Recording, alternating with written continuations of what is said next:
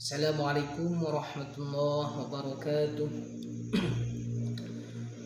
Alhamdulillahilladzi anzalal Qur'ana fi syahri Ramadan wa barakna fihi wa hadana likulli ayatihi fa akhrajna biha minadh dhulumati ilan nur.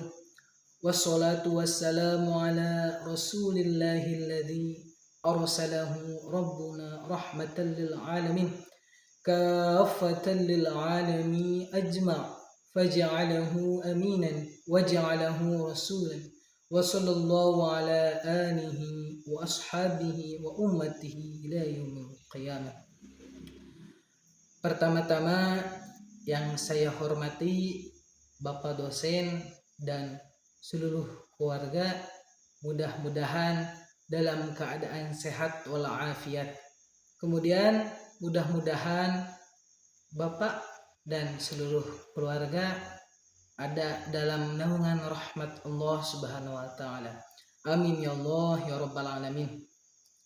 Di sini saya akan sedikit menjelaskan tentang materi I'jazul Quran.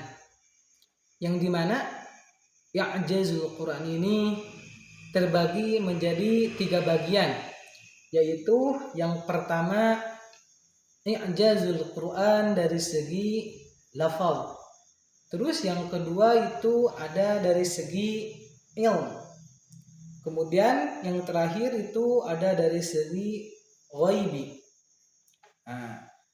Dari yang ketiga tersebut insyaallah saya akan sedikit menjelaskan.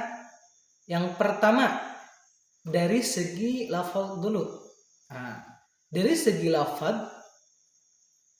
lafzi i'jazul Quran itu saya membaginya menjadi 3 bagian. Pertama itu ada sebuah motivasi dari Al-Quran dari Allah, kemudian dari Rasulullah SAW, yaitu di mana poin pertama itu dibuat mudah Al-Quran bagi pembacanya. Jadi Al-Quran itu mudah meskipun tidak semua orang tahu apa yang dibacanya, meskipun tidak tahu apa itu artinya. Kita kasih contoh, mungkin kita membaca sebuah buku. Pertama ada mungkin bukunya dari bahasa Cina, kemudian ada bahasa Inggris, ada bahasa Perancis. Apakah ketika kita menemukan buku tersebut, terus kita tidak mampu atau tidak bisa membacanya, lantas kita membaca buku tersebut? Kan tidak. Kita pasti tidak akan membacanya karena tidak paham, tidak tahu apa itu artinya. Namun berbeda dengan Al-Quran. Meskipun kita tidak tahu apa arti dari bacaan tersebut, apa makna dari bacaan tersebut, namun banyak orang yang tidak paham artinya, tidak paham maksudnya, namun bisa untuk membacanya, dipermudah oleh Allah dan Rasulullah SAW. Kemudian poin yang kedua dari segi lafal itu Al-Quran itu tidak pernah bosan. Kenapa tidak pernah bosan? Kita aplikasikan ke dalam diri kita sendiri dalam kehidupan sehari-hari. Dalam sehari kita pasti membaca Al-Quran minimal 17 kali. Kok bisa membaca Al-Quran 17 kali? Dari mana? Dari kita sholat. Bukankah ketika kita sholat Allahu Akbar kita membaca Al-Fatihah?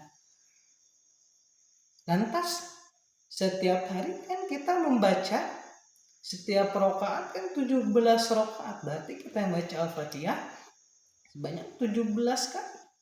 Lantas apakah kita pernah protes, pernah merasa bosan dengan apa yang kita baca dalam sholat? Ya Allah, kenapa sih harus Al-Fatihah? Ya Allah, kenapa bukan bahasanya? Apakah pernah atau terlintas dalam hati kita mengucapkan seperti itu? Lantas tidak, pasti tidak. Karena tidak ada rasa bosan dalam membaca Al-Quran. Hebatnya Al-Quran itu seperti itu. Dari segi lafaz. Nah, namun perlu kita ketahui dari segi lafaz ini. Tadi mungkin kita tidak pernah bosan untuk membacanya. Namun karena ini adalah firman Allah Subhanahu wa taala, maka secara otomatis itu ada yang berlawanan. Ada yang mengganggu kita.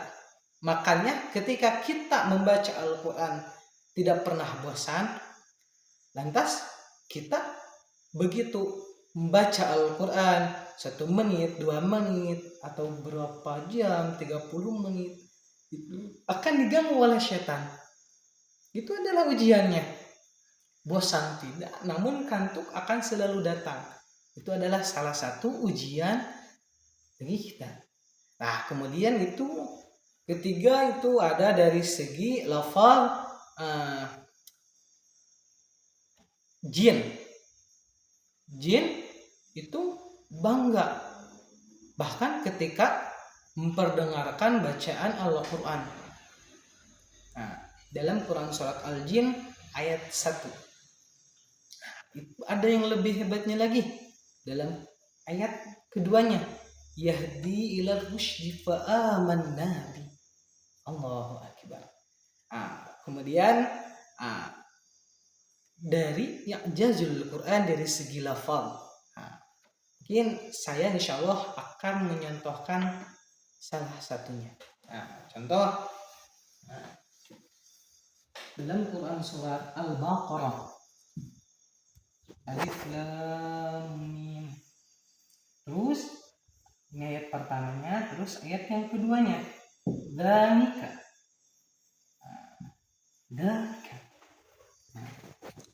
Kemudian, apakah huruf ini dari zaman Rasulullah sampai sekarang ada revisi? Tentu tidak. Namun perlu kita ketahui banyak dari kitab-kitab yang lain itu ada revisi kitab ini. Itu banyak revisi.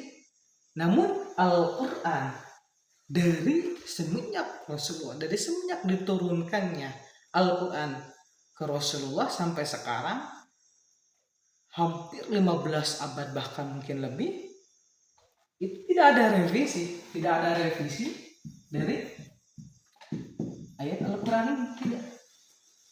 Namun kita aplikasikan dalam segi bahasa.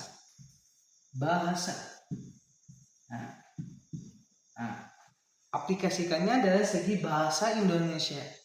Itu banyak revisi yang dari Indonesia, dari bahasa Indonesia, mungkin dari kisaran tahun 70 itu direvisi sampai sekarang. Yang dulunya kalau ditulis sekarang bahasanya dulu, namun pada tahun 1970-an, tahun 70-an itu kata dulu ini ditulisnya seperti ini. Dulu seperti ini. Ada ejaan-ejaan seperti ini. Ada revisi dari bahasanya, dari segi bahasa. Namun hebatnya Al-Quran, lafaz Al-Quran ini, yang ini dari semenjak turunnya sampai sekarang tidak ada revisi dari segi lafaz. Kemudian yang kedua itu ada dari i'jazul Quran dari segi ilmi. Dari segi ilmi ini i'jazul Quran banyak dalam Al-Quran yang memaparkan tentang i'jazul Quran dari segi ilmi.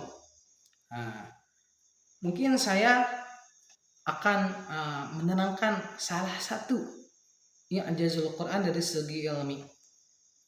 Ini salah satu cerita dari guru kami. yang mana beliau dulu waktu belajar di luar negeri, kemudian beliau berdiskusi dengan teman-temannya, dengan mahasiswa yang lain,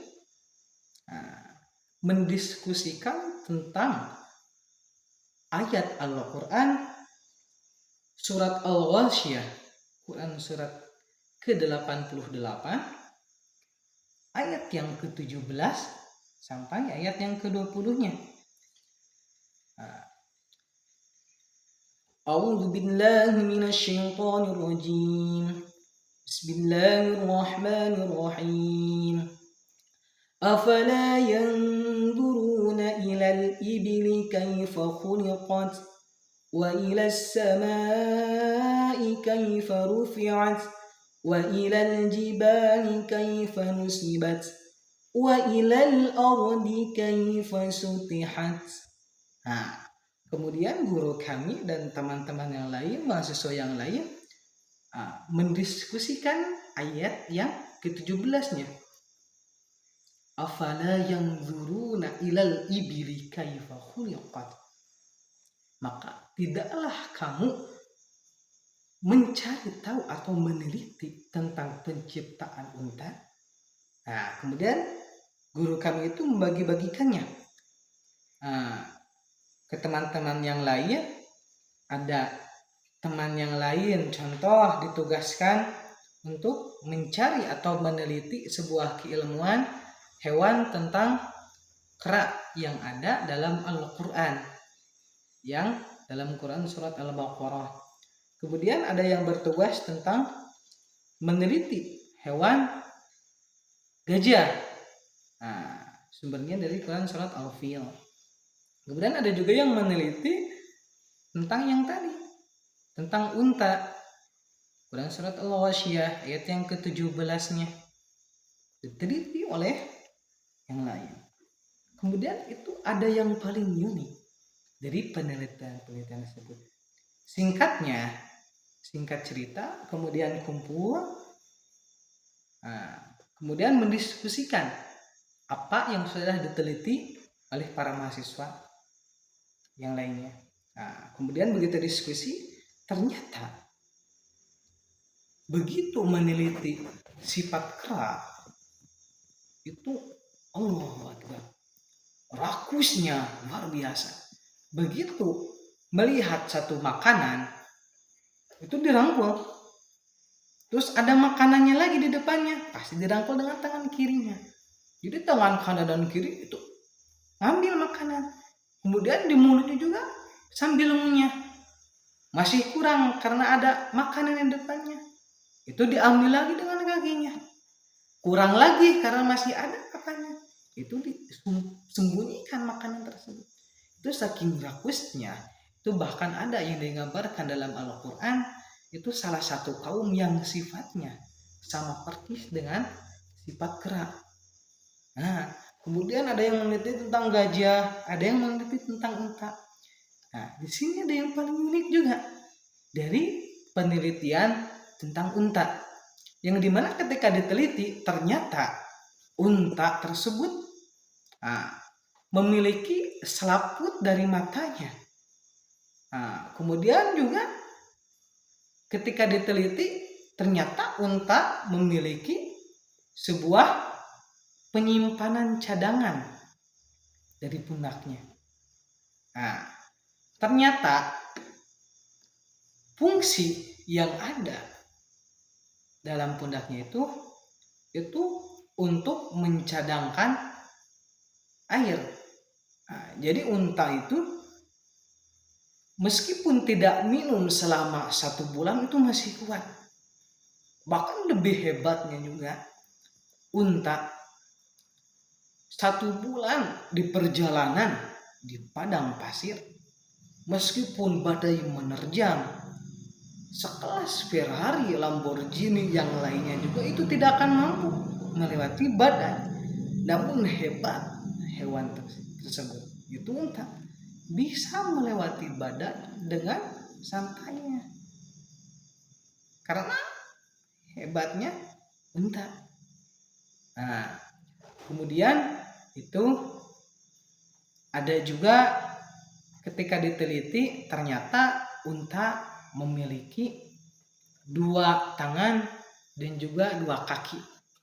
Nah, lantas teman-teman yang lain juga, kan unta memiliki 4 kaki, bukan 2 kaki, 2 tangan.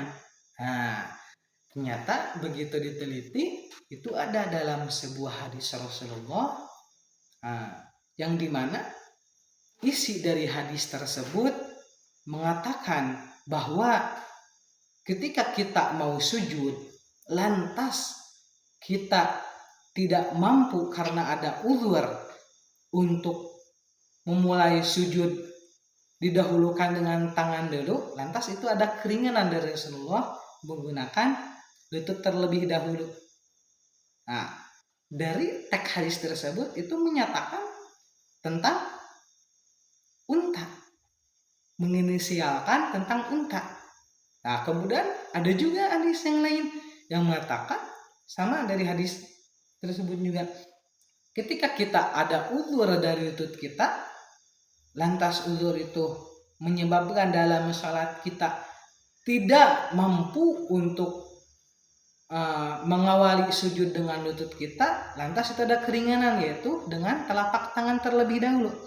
Dan itu mengaplikasikannya Rasulullah dengan seekor unta. Nah, ternyata dari hadis tersebut bisa kita aplikasikan, bisa kita ketahui bahwa unta tersebut memiliki 2 tangan dan 2 kaki, yang dimana itu ada dari hadis Abu Daud tentang bagaimana keringanan kita melaksanakan sujud. Nah, kemudian yang ketiga itu ada i'jazul Quran dari segi ghaibi. Nah, dari segi ghaibi ini juga banyak yang disebutkan dalam Al-Quran. Mungkin salah satunya akan saya sampaikan, yaitu bagaimana tentang proses janin dimulai terbentuknya sebuah gumpalan, kemudian menjadi gumpalan daging, kemudian embrio dan lain sebagainya. Itu dalam Quran surat Al-Mu'minun. Kemudian ada juga yang mengatakan al-ghaibi ini yaitu salah satu tafsirannya juga mengatakan bahwa dalam lautan itu ada Gunung Merapi. Kalau kita tidak mengimaninya, lantas kita ya pasti tidak percaya, bisa di laut ada gunung berapi yang menyala gitu, yang masih aktif. Ternyata itu terbukti oleh ilmuwan zaman sekarang. Ternyata emang benar itu kebenarannya. Mungkin untuk i'jazul Quranul ghaibi sekian mungkin dari saya. Mohon maaf atas banyak kekurangannya. Ma asabaka min hasanatin faminallah wa ma asabaka min sayyi'atin famin nafsik. Kekurangannya ada dari saya dan kelebihannya ada pada Allah Subhanahu wa taala. Mungkin sekian dari saya. Wassalamualaikum warahmatullahi wabarakatuh.